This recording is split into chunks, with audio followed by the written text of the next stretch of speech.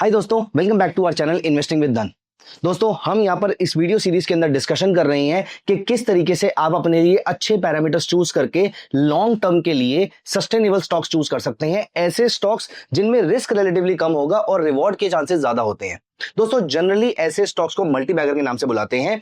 तो ऐसे कौन कौन से पैरामीटर्स हैं इनकम स्टेटमेंट में, बैलेंस शीट में, कैश फ्लो स्टेटमेंट में, जिनको देखकर आप ये पता लगा सकते हैं कि कैसे कोई स्टॉक लॉन्ग टर्म में अच्छा साबित हो सकता है। आपने पिछले कुछ सालों में देखा होगा, बहुत सारे स्टॉक्स ऐसे हैं जिन्होंने मल्टीफोल्ड रिटर्न्स दिए हैं। तो कौन कौन से ऐसे कॉमन ट्रेड्स थे, कौन कौन से ऐसी कॉमन फाइनेंशियल रेशियोज थी जो आप इनमें ट्रैक करके ऐसे स्टॉक्स को कैच कर सकते थे। ऑफ कोर्स आप दुनिया के सारे मल्टी बैगर स्टॉक्स को कैच नहीं कर सकते हैं, लेकिन इंपॉर्टेंट पॉइंट ये है कि कोई भी खराब स्टॉक आपके पोर्टफोलियो में ना आए और अच्छे स्टॉक ज्यादा से ज्यादा आप कैच करवाएं, ये हमारा मोटिव है। दोस्तों, इस वीडियो सीरीज में हमने इनकम स्टेटमेंट के दो फाइनेंशियल पैरामीटर्स अभी डिस्कस करे हैं। हमने प्रॉफिट मार्जिन भी डिस्कस किया है, ऑपरेटिंग प्रॉफिट मार्जिन जिसको हम एबिडा मार्जिन कहते हैं। कौन कौन से पैरामीटर्स देखकर आप ये पता लगा सकते हैं कि एबिडा मार्जिन अच्छा या बुरा है, और दूसरा रेवेन्यू ग्रोथ रेट, जो मेरे अकॉर्डिंग सबसे इंपॉर्टेंट पैरामीटर होता है। दोस्तों, आज की वीडियो में हम यहां पर बैलेंस शीट के बारे में बात करने वाले हैं, लेकिन बैलेंस शीट में जो सबसे इंपॉर्टेंट रेशो है वो आज मैं इस वीडियो में आपके साथ डिस्कस करने वाला हूं। दोस्तों, मुझे पर्सनली ऐसा लगता है, आप किसी भी कंपनी को उठा के देख लीजिए, एक कंपनी कभी भी स्ट्रेस में नहीं जाएगी। कोविड की पीक पर भी वो कंपनी कभी स्ट्रेस में नहीं जाएगी अगर उस पे बहुत ज्यादा उधार नहीं है। मैं पर्सनली कंपनी का सिलेक्शन करने के लिए उसको ह्यूमंस के साथ जोड़ के देखता हूं। जैसे आप और मैं हैं, हमारा अगर बिजनेस बंद हो जाए, गॉड फॉरबिड अगर हमारा काम नहीं चल रहा है, तो भी हमें बहुत ज्यादा प्रॉब्लम नहीं होगी अगर हमारे ऊपर बहुत ज्यादा लोन नहीं है। दोस्तों, इसी पॉइंट ऑफ व्यू से मैं कंपनी को देखता हूं। कंपनी के ऊपर भी अगर बहुत ज्यादा लोन नहीं है तो उसके लिए भी सर्वाइव करना आसान रहेगा। तो इस पॉइंट ऑफ व्यू से हमारे लिए सिर्फ एक सेक्टर को छोड़ के बाकी सारे सेक्टर्स पे ये रेशो काम करती है। कौन सी रेशो है दोस्तों? इस पॉइंट ऑफ व्यू से ये रेशो बहुत इंपॉर्टेंट हो जाती है। इसका नाम है डेट टू इक्विटी रेशो। मतलब कंपनी पे कितना उधार है डिवाइडेड बाय कंपनी की नेट हैसियत कितनी है in terms of share holder equity. दोस्तों, कंपनी की नेटवर्थ उसके शेयर होल्डर्स की टोटल नेटवर्थ होती है। शेयर होल्डर्स की टोटल नेटवर्थ का मतलब होता है प्राइस पर share multiply by total number of shares. ये हो जाती है हमारी इक्विटी। वैसे इक्विटी दो टाइप की होती है, एक होती है कॉमन इक्विटी, एक होती है प्रेफर्ड इक्विटी। तो दोस्तों, डेट टू इक्विटी रेशो, तो आप मुझे बताइए, आप अपने जीवन में क्या चाहते हैं? ज्यादा से ज्यादा उधार लेना या फिर ज्यादा से ज्यादा अपनी नेटवर्थ को इंक्रीज करना, अपनी शेयर होल्डर इक्विटी को इंक्रीज करना? ऑफ कोर्स हम कम से कम उधार पे ज्यादा से ज्यादा नेटवर्थ जनरेट करना चाहते हैं, राइट? दोस्तों, इसे कहते हैं debt to equity ratio. Debt to equity ratio, आप मुझे बताइए, द हायर द बेटर और द लोअर द बेटर?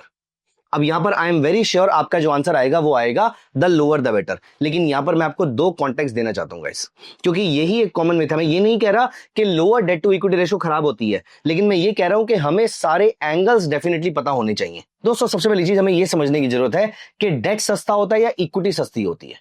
अगर आप किसी को उधार देंगे या किसी की इक्विटी परचेज करेंगे, एज इन आपने उनसे इक्विटी ले ली और उनको पैसा दे दिया, हिस्सेदारी ले ली, दोस्तों इन दोनों चीजों में से आप किस पे अपना रिटर्न ज्यादा एक्सपेक्ट करेंगे? फॉर एग्जांपल, आपने मुझे उधार दिया या फिर आपने मेरी बिजनेस में हिस्सेदारी ले ली। अब बिजनेस में हिस्सेदारी रिस्कियर होगी कंपेयर टू उधार, इसीलिए आपका आरओआई भी ज्यादा रहेगा या आरओआई की एक्सपेक्टेशन ज्यादा रहेगी। दोस्तों, उसी तरीके से मेरे लिए आपको आरओआई डिलीवर भी तो करना है। अगर मैं कंपनी हूं तो मेरे लिए cost of equity is greater than cost of debt. इसका मतलब यह है कि डेट कंपनी के लिए सस्ता होता है और इक्विटी कंपनी के लिए महंगी होती है। लेकिन दोस्तों, डेट सस्ता तो होता है, लेकिन क्या डेट अच्छा होता है? अब यहां पर हमें समझने की जरूरत है कि सस्ते और अच्छे में डिफरेंस क्या होता है। देखिए, आपने डेट सस्ते में ले तो लिया, अब आप मुझे बताइए, मैंने एक घर परचेज किया जिसमें से 80-90% मैंने उधार लिया और 5 to 10% मैंने अपना हिस्सा लगाया, अपने पैसे लगाए। कुछ टाइम तक मैंने यहां से रेंटल इनकम कमाई और मैं इसकी ईएमआई को पे करता गया। मैंने कुछ और पैसे इकट्ठे करके यहां पर एक नया घर परचेज कर लिया। अब ये जो मेरा नया घर है, इसमें भी ज्यादातर उधार है और कुछ पैसा मेरा अपना था जो मैंने इक्विटी से लगा लिया था। फिर यहां से भी मैंने रेंट कमाया, यहां से भी मैंने रेंट कमाया, मैं अपनी ईएमआई भी पे करता जा रहा हूं, टाइम पे ईएमआई पे कर रहा हूं। एट द सेम टाइम कुछ सालों के बाद दोबारा पैसा इकट्ठा हो गया और मैंने फिर दोबारा यहां पर एक और फ्लैट परचेज कर लिया। इसमें भी ज्यादातर पैसा लोन के थ्रू आया था। तो 1 2 3 4 5 6 मैंने ऐसे 6 घर परचेज कर लिए हैं, सबके ऊपर ईएमआई चल रही है। मान लो पहले वाले की ईएमआई खत्म भी हो गई है लेकिन 5 पे ईएमआई चल रही है, और यहां पर हर बार जो मेरे पास रेंट आ रहा है मैं उससे अपनी ईएमआई पे करता जा रहा हूं। अब आप मुझे बताइए, मेरा जीवन बिल्कुल शांतिपूर्वक बीतेगा या कुछ प्रॉब्लम आ सकती है? दोस्तों आई एम वेरी श्योर आप समझ गए होंगे कि प्रॉब्लम तो कहीं ना कहीं आ सकती है। कैसे आ सकती है? जब तक रेंट आ रहा है, जब तक मेरे घर रेंट पे चढ़ रहे हैं, तब तक तो मैं ईएमआई पे कर पाऊंगा, लेकिन अगर रेंट आना बंद हो जाता है तो क्या मैं ईएमआई पे कर पाऊंगा? नहीं कर पाऊंगा, और इस वजह से मैं अपने लोन पे डिफॉल्ट कर दूंगा। अब हम इसको कंपनी के पॉइंट ऑफ व्यू से समझते हैं। दोस्तों एक कंपनी जो उधार के बेसिस पे चल रही है, जब तक इसका रेवेन्यू आ रहा है, मैं ये नहीं कह रहा कि प्रॉफिट आ रहा है, प्रॉफिट नहीं भी आ रहा तो भी कोई प्रॉब्लम नहीं है, अगर रेवेन्यू भी आ रहा है तो मैं रेवेन्यू से उधार वापस करता रहूंगा। लेकिन हर बार मेरा उधार बढ़ता जा रहा है और अगर मेरा प्रॉफिट नहीं आ रहा, रादर प्रॉफिट आने के बाद भी मेरा कैश फ्लो नहीं आ रहा है, मेरे पास प्रॉपर कैश नहीं आ रहा, तो क्या मैं अपने लोन की रीपेमेंट कर पाऊंगा? मैं अपने लोन का भुगतान नहीं कर पाऊंगा और मैं यहां पर डिफॉल्ट कर दूंगा।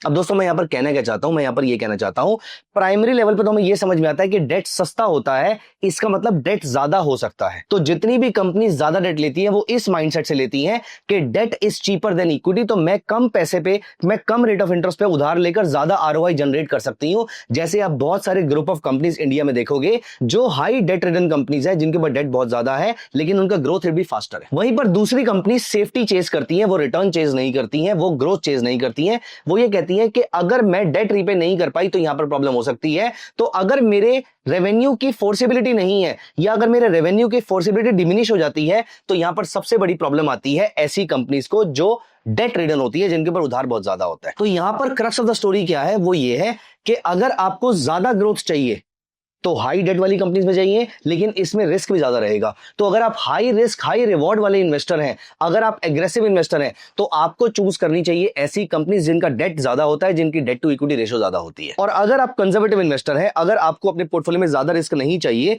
अगर आप बहुत ही सेफ प्ले करना चाहते हैं, आप चाहते हैं कि आपकी कंपनी कभी भी बैंकरप्ट ना हो, या आपकी कंपनी कभी एनसीएलटी में ना जाए, या आपकी कंपनी में कभी भी सर्वाइवल का इशू ना आए, एग्जिस्टेंस का इशू ना आए, एग्जिस्टेंशियल क्राइसिस ना आए, तो आपको चूज करनी चाहिए लो डेट वाली या फिर लो डेट टू इक्विटी वाली कंपनी।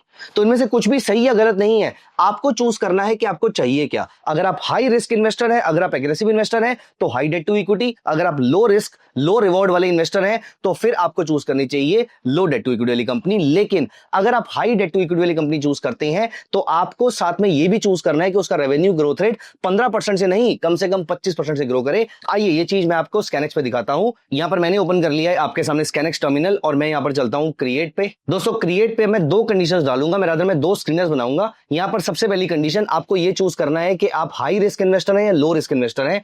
अभी के लिए मैं मान लेता हूं कि अगर आप हाई रिस्क इन्वेस्टर हैं तो आप डेट टू इक्विटी रेशियो को एक बड़ा नंबर चूज कर सकते हैं। फॉर एग्जांपल आप बोलते हैं कि debt to equity ratio should be less than 2, for example 2 तक चलेगा, 2.5 भी चलेगा, तो यहां पर लेस देन 2 है तो चलेगा अपने को। तो यहां पर एट द सेम टाइम आप नोटिस कीजिए 2500 कंपनीज ऐसी हैं जिनका डेट टू इक्विटी रेशियो 2 से कम है। अब यहां पर अगर इसका डेट टू इक्विटी रेशियो ज्यादा है तो इस कंपनी का रेवेन्यू ग्रोथ रेट भी ज्यादा होना चाहिए। तो रेवेन्यू ग्रोथ का जो परसेंटेज है पिछले 5 साल में वो कम से कम 25% से ऊपर होना चाहिए।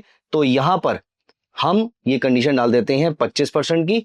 अब आप यहां पर देखिए आपके सामने बचती हैं अप्रोक्सीमेटली 110 कंपनीज, और यहीं पर अगर हमें बिल्कुल सेफ कंपनीज चाहिए तो मैं यहां पर चूज करता हूं debt to equity ratio of less than 0.5। तो यहां पर 0 से 0.5 की डेट टू इक्विटी रेशियो है। यहां पर देखिए सिर्फ 1700 कंपनीज हैं, जबकि वहां पर 2500 से ज्यादा कंपनीज अवेलेबल थी। और यहां पर अब हमारी जो रेवेन्यू ग्रोथ रेट है पिछले 5 साल की, ये 15% भी रहेगी तो भी अपने को चलेगा। तो यहां पर मैंने 15% से ऊपर डाल दिया। यहां पर मेरे पास बचती हैं अप्रोक्सीमेटली 241 कंपनीज। कौन सा पैरामीटर सही है कौन सा गलत है, क्वेश्चन ये नहीं है। आप कौन से टाइप के इन्वेस्टर हैं, क्वेश्चन ये है। तो आप मुझे कमेंट्स में अभी बताइए कि आप कंजर्वेटिव इन्वेस्टर हैं या फिर आप एग्रेसिव इन्वेस्टर हैं, और मैं अपने आंसर्स की शुरुआत यहां से करता हूं। मैं बहुत ही कंजर्वेटिव इन्वेस्टर हूं, इसीलिए मैं लो डेट टू इक्विटी वाली कंपनीज को ज्यादा प्रेफर करता हूं। आपका जवाब क्या है आप कमेंट्स में जरूर बताइएगा। एंड दोस्तों ये दोनों कंडीशन के अकॉर्डिंग आप एक कंडीशन चूज कीजिए, दोनों कंडीशन चूज मत कीजिएगा। आप एक कंडीशन चूज कीजिए और बाकी सारी पुरानी कंडीशन को ऐड करके अब निकालिए आपके सामने अच्छे स्टॉक्स कौन से आ रहे हैं। दोस्तों आई होप आपको ये पूरा का पूरा मल्टी बैगर का जो सीरीज है ये बहुत अच्छा लग रहा होगा। आपका जो भी फीडबैक है वो कमेंट्स में जरूर बताइएगा। Thank you so much, bye bye, take care of yourself. Investments in the securities market are subject to market risk. Read all the related documents carefully before investing.